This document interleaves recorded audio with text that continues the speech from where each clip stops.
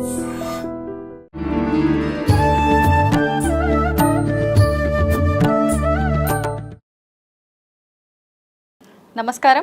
Welcome to I dream ధర్మ మార్గం కార్యక్రమానికి స్వాగతం. నేను మీ విజిత. ప్రస్తుతం మనతో పాటు ఉన్నారు ప్రముఖ జ్యోతిష వాస్తు పండితులు బ్రహ్మశ్రీ అన్నవరపు తిరుపతి మూర్తి అవధాని గారు. ఇప్పుడు గురుగారితో మాట్లాడి మన సందేహాలన్నింటినీ నివృత్తి చేసుకుందాం, మరిన్ని మంచి విషయాలు అడిగి తెలుసుకుందాం. నమస్కారం గురుగారు. ఓం శ్రీ మహాగణాధిపతయే నమః. గురుగారు, సూర్యగ్రహణం, చంద్రగ్రహణం, సూర్యగ్రహణం ఉంది అని చెప్పి వింటున్నాము. అయితే ముఖ్యంగా మనకు అక్టోబర్ 2వ తారీఖు అనుకుంటా సూర్యగ్రహణం ఉంది అని చెప్పి వార్తలు అయితే వింటూ ఉన్నాము.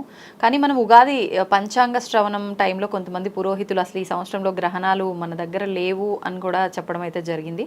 నిజంగా గ్రహణాలు ఉన్నాయంటారా? ఈ సూర్యగ్రహణం ఉందా? ఉంటే ఎటువంటి నియమాలు పాటించాలి? సూర్యగ్రహణం అనేటువంటిది ఉన్నది. సంవత్సరానికి 2 సార్లు గ్రహణాలు రావాల్సిందే, తప్పదు. అది మన దేశానికి ఉన్నదా లేదా అనేటువంటిది ఒకటి చూసుకోవాలి. మన దేశానికి లేనప్పటికీ కూడా దాని యొక్క ప్రభావం ఎంతవరకు పడుతుంది అనేటువంటి విషయాన్ని కూడా మనం గట్టిగా తీసుకోవాలి. ఎందువల్లనంటే జీవరాశులు కానీ జీవములు కానీ భూమి మీద ఉండేటువంటి విధానంలో ఖగహ అంటే ఆకాశ మార్గంలో కానీ జరిగేటువంటి మార్పులకి గ్రహణాలకి చాలా చాలా అనుసంధానాలు ఉంటాయి. ఒకప్పుడు చూసుకున్నట్లయితే భారత యుద్ధం, మహాభారతం యుద్ధం జరగడానికి 15-20 రోజుల ముందు ఈ సూర్యచంద్ర గ్రహణాలు 15 రోజుల ముందు రావటం జరిగింది. అలాగే మొన్న చంద్రగ్రహణం అప్పుడు కూడా మనం చెప్పుకున్నాం. సాయంత్రం టైంలో చంద్రుణ్ణి కనుక మనం చూసినట్లయితే తెల్లగా కాంతివంతంగా కాకుండా ఎరుపు రంగులో, అంటే ఆ కాంతి తక్కువగా చంద్రుడు మనకు దర్శనమిస్తాడు.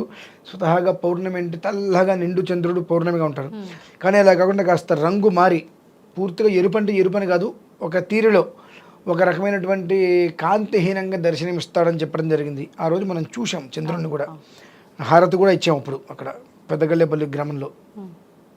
అవి కనిపించినప్పుడు కొన్ని ఇబ్బందులు మనం ఎదుర్కొంటాం. ఈ గ్రహణ ప్రభావరీత్యా లోకం మీద కొన్ని రకాల సమస్యల్ని గట్టిగానే ఎదుర్కోవాల్సిన పరిస్థితి వస్తుంది, ఖగోళ రీత్యా కూడా.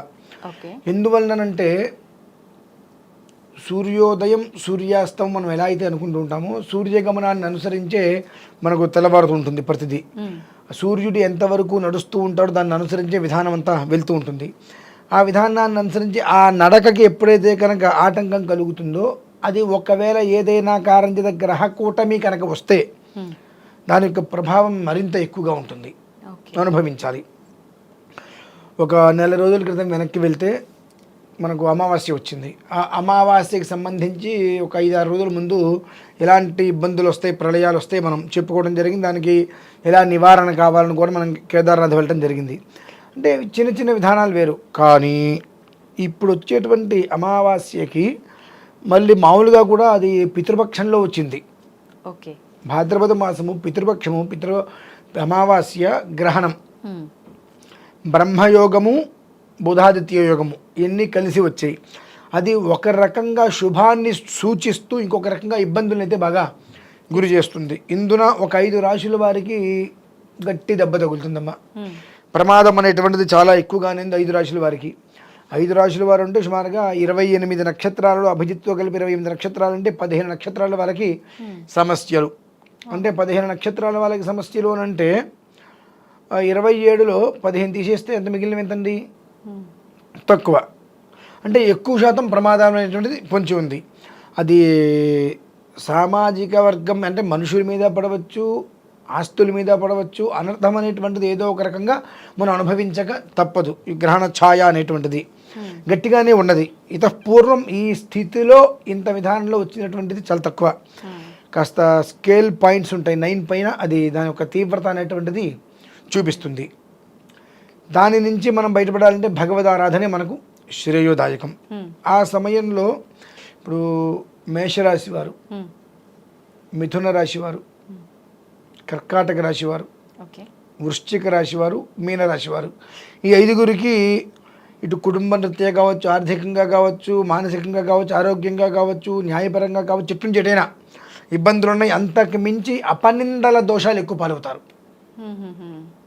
అందులో మేషరాశి వారికి కాస్త ఎక్కువగా ఉంది ప్రభావం. ఎప్పటి నుంచి ఎప్పటి వరకు జరిగే అవకాశం ఉంటుంది? అది గ్రహణానికి ఒక 4 రోజుల ముందు నుంచి ఓకే, అమావాస్య దాటే వరకు, ఒక 5-6 రోజులు. దీపావళి అమావాస్య ఉంది అంటే ఒక 35-40 ఇంచుమించుగా. రోజులు. ఆహా. ఏదైనా జరగచ్చు, ఎలాంటి విపత్తులైనా వాళ్ళు ఎదుర్కొనే పరిస్థితి రావచ్చు. కొంతమంది అయితే ఈ 5 రాశుల్లో కొంతమంది అకాల మృత్యు వారు కూడా పడవచ్చు. ఎందువల్ల ఇంత గట్టిగా చెబుతున్నానంటే 5 రాశుల్లో మొట్టమొదటి రాశి నాదే. ఆ ఛాయలు అయితే నాకు కనిపిస్తూనే ఉన్నాయి. దాని ప్రభావాలు ఎలా ఉంటాయి, దాని పరిస్థితులు ఏ స్థితిలో ఉంటాయనేటువంటి విషయం నాకు గత 3 రోజులుగా చూస్తున్నాను నేను. దాని ప్రభావం ఎలా ఉంటుంది, ఆ ప్రభావం అలానే కొనసాగితే చెప్పలేం, ఏదైనా జరగచ్చు. ఆర్థికంగా నష్టపోవచ్చు, ప్రాణమే నష్టపోవచ్చు, ఆరోగ్యంగా నష్టపోవచ్చు, దంపతులు విడిపోవచ్చు, కుటుంబంలో సంక్షోభం రావచ్చు, ఏదైనా సరే 5 రాశుల వారికి మాత్రం తప్పదు. ఇబ్బందులు. ఈశ్వరారాధనని అమితంగా చేయటం వలన ఒక మోస్తరు బయటపడే అవకాశాలు ఉంటాయి. ఆ గ్రహణ సమయంలో ఏదైనా ఒక నదీ తీరానికి వెళ్ళి నదిలో స్నానం చేసి అక్కడ భగవదారాధన చేసుకుంటూ అలానే కనుక ఉన్నట్లయితే కనీసం మాత్రం కొంచెమైనా వాళ్ళు క్షేమంగా ఉండడానికి అవకాశం ఉంటుంది. ఎందువల్లనంటే మామూలుగా మనం దేవాలయాలకు వెళ్ళడానికి ఆ రోజు దేవాలయాలు ఉండవు మామూలుగా అయితే కనుక గ్రహణం అప్పుడు. దానికి నదీ క్షేత్రం చాలా విశేషం. ఆ నదీ తీరానికి వెళ్ళి గ్రహణ సమయంలో పట్టు విడుపు స్నాన సమయంలో స్నానం చేసి జపం చేసుకొని విడిచిన తర్వాత స్నానం చేసుకొని ఒక ప్లేట్ నిండా నెయ్యి పోసుకొని సూర్యుడు బొమ్మ, ఒక సర్పాకృతి బొమ్మ అందులో వేసి ఒక ప్లేట్లో ఇవి గోధుమలు పెట్టుకొని అది అందులో పెట్టి ఎర్రటి వస్త్రం పెట్టి దానం ఇచ్చేయాలి. ఆ దానం ఇచ్చేస్తే సగం శ్రేయస్కరం. ఆ సమయంలో మనం ఏం చేస్తున్నామంటే ఈ యొక్క పట్టు విడుపు హోమాలు తీసి దానికి కొన్ని ప్రత్యేకమైన శాంతులు ఉంటాయి. ఆ శాంతుల్ని గత 2-3 రోజుల ముందు నుంచే ప్రారంభం చేసుకొని మేము ఆ రోజు రాత్రితోటి అది పూర్తయ్యేటట్టుగా మేము చేసుకుంటున్నాం. ఎందువల్లనంటే నా కుటుంబంలో 7 ఉన్నారు ఈ సంబంధించిన వాళ్ళు. ఎవరికి ఇబ్బంది కలిగినా నష్టమే. అంటే ఇంత గట్టిగా తీవ్రత గురించి ఎందుకు చెబుతున్నానంటే అందులో నేను కూడా ఉన్నాను కనుక మీరు లేకపోతే చెప్పరా అండి అన్నారు అనుకోండి, నాకు అందులో ప్రభావం లేకుండా నేను ఏదైనా చెబితే ఆయన భయపెట్టారు ఇంకోటి పెట్టారని అంటారు. అది నేను కూడా అనుభవించవలసిన పరిస్థితి ఉంది. ఆల్రెడీ దాని యొక్క ప్రభావం నేను 3 రోజుల నుంచి గుచ్చుకుంటూనే ఉంది. అంటే దాని తీవ్రత ఏ స్థాయిలో ఉంటుంది మరి? 15 రోజుల ముందు నుంచి అది గుచ్చుకుంటుంది అంటే దగ్గరికి వెళ్తున్న తీవ్రత ఏ స్థాయిలో ఉంటుంది? అందులోంచి అందరూ బయటపడాలంటే ఈశ్వరారాధన చేసుకోవడం అనేటువంటిది ప్రతి ఒక్కరికి కూడా అవసరం.